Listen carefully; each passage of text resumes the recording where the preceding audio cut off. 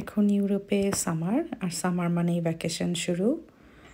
তো সামারে এই ভ্যাকেশনে যাবার আগে কিছু প্রিপারেশন, ওইভাবে ভিডিও করা হয়নি, তারপরও ছোট্ট একটা ক্লিপ নিয়েছিলাম। কাপড় আয়রন করার পর এগুলো শুধুমাত্রই আমার ছেলের কাপড়, সেগুলোই এত। তারপরে আরও তো আসলে সবার কাপড় থাকে, ফ্যামিলিদের অন্যান্য মেম্বারের কাপড়ও ছিল।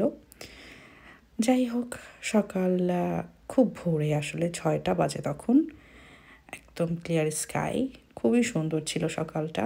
আমরা এয়ারপোর্টে পৌঁছে যাই অরল্যান্ডো। তো এই তো, তারপর আমরা ভেতরে যাব, একটু এই ফাঁকে সুন্দর স্কাইটার একটু ভিডিও করে নিলাম।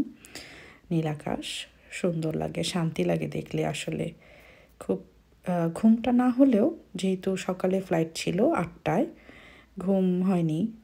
4টার সময় উঠে রেডি হয়ে বের হয়ে যেতে হয়েছিল। তারপরে এয়ারপোর্টে যেয়ে যতক্ষণ না বোর্ডিং করছি ততক্ষণ আসলে শান্তি নেই। সব কিছু করেই তারপরে একটু বিরতি নিতে পারবো। এই তো, এখানে নিজেরাই করা যায় বোর্ডিং এই মেশিনগুলোতে, সেই জন্যই অপেক্ষা করছিলাম।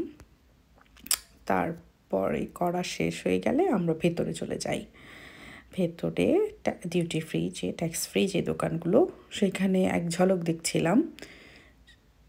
সামনেই ছিল মিডসামার, সুইডেনে, সেই জন্য এটা সাজানো ছিল মিডসামারের জন্য। বেশ কিছু চকলেটস, পারফিউমস, কসমেটিক্স, সব কিছু চারিদিকে। তবে আমার চোখ স্থির হলো এই সুইডিশ এই যে সুভেনিয়রটা, সেটার দিকে। এটা দলাহেস্ত বলে, এটা মেইনলি রেড কালার। এখানে দেখতে পাচ্ছি অন্য কালারও আছে। আমার মেয়ের কাহিনী দেখেন, কতগুলো পুতুল নিয়েছে সাথে। ওদেরই ভালো, ভিসা ছাড়া, পাসপোর্ট ছাড়া আমাদের সাথে দেশ বিদেশ ভ্রমণ করে। এই তো প্লেনে উঠে বসলাম, সময় হলো প্লেন ছাড়ার, অপেক্ষা করছি কখন ছাড়বে। বসে জানালা দিয়ে খুব মজার একটা জিনিস দেখতে পেলাম, সেই লাগেজগুলো কীভাবে প্লেনের ভেতরে তোলা হচ্ছে। কি সুন্দর সিস্টেমেটিক ওয়েতে ওরা তুলে দিচ্ছে, ভালোই লাগছিল দেখতে। সময়টা কেটে যাচ্ছে সুন্দর সকালবেলা আশেপাশে সব কিছু দেখতে দেখতে। এই তো, তারপরে সুন্দর আকাশে উড়ে চললাম, আর নিচে পানি, আর নিচের সব বাড়িঘর ছোট ছোট হয়ে আসছিল। ভালোও লাগে, খারাপও লাগে, ভয়ও লাগে। এভাবেই ছুটে চলছি। যাত্রাপথ প্রথমে ডেনমার্কের কোপেনহেগেন, এখানে আমাদের বিরতি ছিল কিছু সময়ের জন্য। বাচ্চারা খেলনার দোকানেই যাবে, তো মজার খেলনার দোকানে আমরাও খেলনা দেখছি ওদের সাথে, ভালোই লাগে, খারাপ না। এখানে মজা হচ্ছে, এইখানে চাপ দিলেই ও বিভিন্ন ভাষায় ওয়েলকাম জানাচ্ছিল, ভালোই লাগছিল। আবারও প্লেনে উঠে গেলাম। যাত্রা পথের বিরতি শেষ, এবার গন্তব্য হচ্ছে টরন্টো, সেই জন্য প্লেনে উঠে বসা।